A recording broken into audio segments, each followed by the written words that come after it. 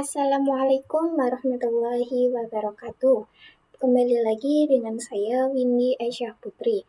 Pada kesempatan kali ini saya akan membahas materi Mikrotik Certificate Network Associate. Nah, pada kali ini saya masuk pada bab 3 yaitu Networking Models. Nah, pada pembahasan kali ini saya akan membahas yaitu yang pertama konsep, yang kedua TCP atau IP model, yang ketiga encapsulation dan decapsulation, dan yang terakhir OSI layers model. Nah, di sini saya masuk pada pembahasan pertama yaitu konsep. Jaringan komputer mengacu pada perangkat komputasi yang saling terhubung serta dapat bertukar data dan berbagi sumber daya satu sama lain. Untuk terjalinnya proses bertukar data tersebut, diperlukannya aturan yang mendefinisikan bagaimana kumpulan komputer agar bisa saling komunikasi. Nah, aturan tersebutlah yang disebut dengan networking models. Jadi, bagaimana setiap vendor dapat saling berkomunikasi dengan open standard networking model yang tersedia. Untuk saat ini, open standard networking models yang tersedia dan terkenal ada dua, yaitu TCP atau IP model dan OSI model. Kepanjangan dari ISO yaitu International Organization dan Standardization, dan kepanjangan dari TCP IP model yaitu Departemen Defense atau DoD. Ini saya akan menjelaskan tentang konsep networking models. Before open networking model exists, yaitu sebelum ada model jaringan terbuka. Sebelumnya ada standar jaringan yang terbuka. Setiap vendor membuat model jaringan mereka sendiri. Jadi masing-masing perusahaan punya aturan dan sistem yang berbeda. Contohnya pada tahun 1974 IBM membuat model jaringan sendiri yang namanya Sistem Arsitektur Network atau SMA. Vendor lain juga melakukan hal serupa. Mereka membuat model jaringan versi mereka masing-masing. Masalahnya karena modelnya berbeda-beda, perangkat dari vendor suatu tidak bisa berkomunikasi dengan perangkat vendor lain. Akhirnya jaringan komputer jadi sulit dibangun dan tidak kompatibel. Nah, after networking model exists, yaitu setelah ada model jaringan terbuka. Setelah itu, para vendor membutuhkan satu standar yang sama supaya semua perangkat bisa saling berkomunikasi, maka dibuatlah open networking model atau model jaringan terbuka. Dengan adanya model ini, semua vendor menggunakan standar jaringan yang sama. Jadi perangkat dari vendor manapun bisa saling terhubung dan berkomunikasi. Dua model jaringan yaitu OSI dan TCP atau IP. Open Networking Model yang terkenal ada dua OSI model dan TCP atau IP model.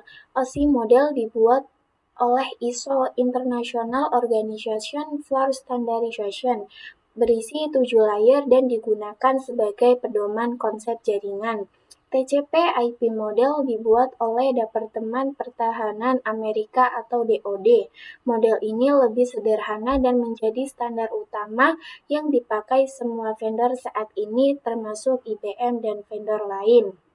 Nah, dengan menggunakan model standar seperti TCP atau IP, semua perangkat dari vendor manapun bisa saling berkomunikasi. Ini sebabnya di gambar terlihat vendor 1, IBM, dan vendor 2 semuanya memakai TCP atau IP. TCP atau IP model. TCP atau IP model merupakan jenis networking model yang saat ini common digunakan. Jadi TCP atau IP itu mendefinisikan suatu protokol agar antar komputer, utamanya yang berbeda network, itu bisa saling komunikasi. Nah, untuk membantu dalam memahami setiap networking model itu dipecah menjadi bagian-bagian kecil yang disebut sebagai layer. Secara dokumentasi, TCP atau IP model terdiri dari 4 layers. Namun penerapan dalam real networks, TCP atau IP model lebih mudah untuk dibagi menjadi 5 layers. TCP atau IP Application Layer. Aplikasi-application layer berfungsi sebagai antarmuka dengan aplikasi mengatur bagaimana aplikasi dapat mengakses jaringan dan kemudian membuat pesan-pesan berskala. Di antara contoh servis dari application layer itu seperti HTTP, POP3, SMTP, IMAP, SSH, dan DSB. HTTP itu digunakan ketika kita mengakses suatu web server. Jadi ketika kita mengetik alamat web di browser, permintaan itu dikirim melalui protokol HTTP dari klien ke server, lalu server mengirimkan kembali data halaman web ke kita. Bahas transport layer. Fungsi dari transport layer adalah menyajikan atau memberikan service ke application layer atau yang bisa disebut transfer data.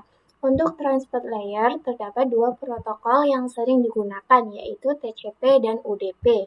Salah satu mekanisme yang disediakan oleh transport layer khususnya pada TCP itu adalah error recovery mechanism.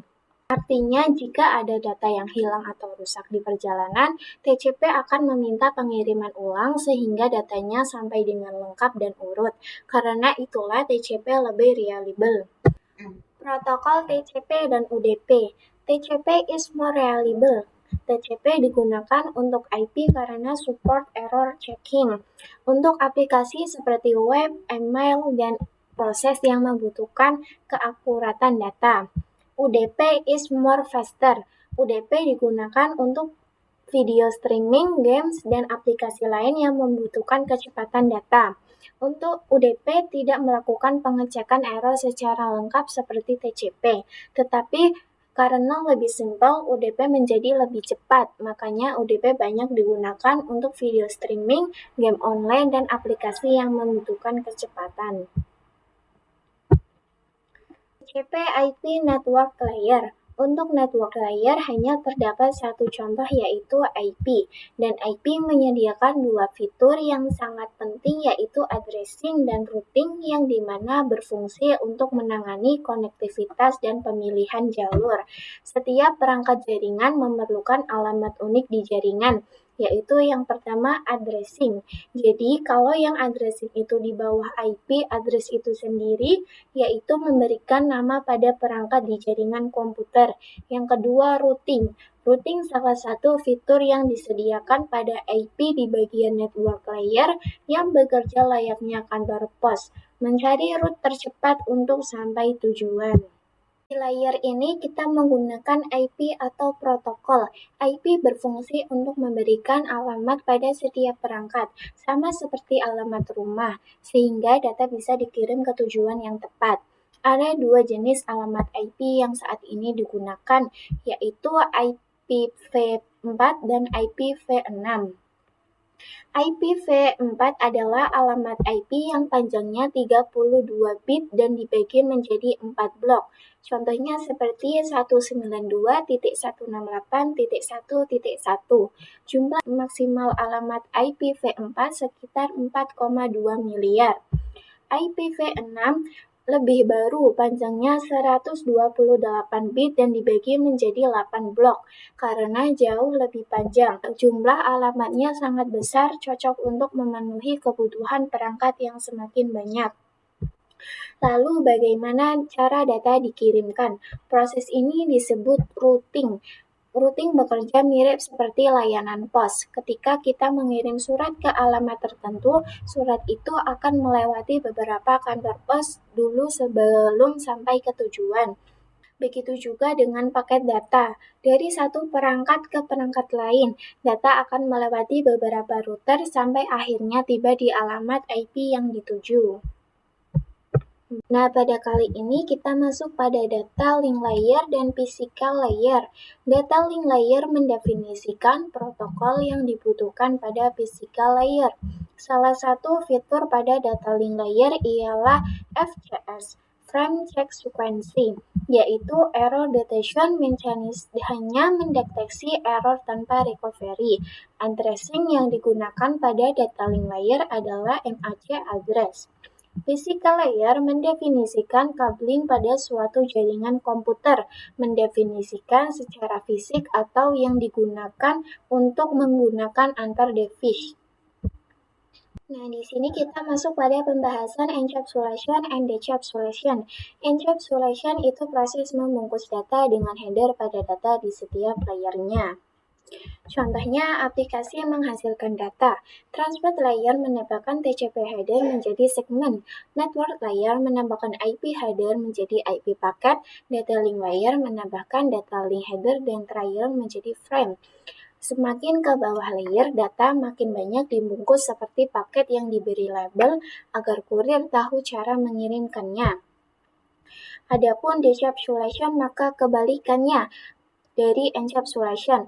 Ketika data tiba di penerima, tiap layer akan membuka bungkus atau header yang ditambahkan sebelumnya. Contoh penjelasannya yaitu frame dibuka oleh data link, paket dibuka oleh network, segmen dibuka oleh transfer, data asli diterima oleh application layer. OC model konsep. Untuk saat ini, model yang sering digunakan hanya TCP atau IP, karena untuk dari sisi perkembangan protokolnya atau modelnya, TCP atau IP lebih dominan dibanding OC layer. Namun OC layer biasa dipelajari karena mudah dipahami. Sebelum networking model ada, setiap vendor memiliki networking modelnya masing-masing. Nah, setiap vendor memiliki networking model yang berbeda-beda, maka komunikasi antar vendor sulit dilakukan. Jadi, usaha untuk membangun suatu jaringan komputer sangat gede. Banyaknya vendor tadi itu bagaimana upaya agar tetap bisa berkomunikasi dengan baik antar vendor satu dengan vendor yang lainnya.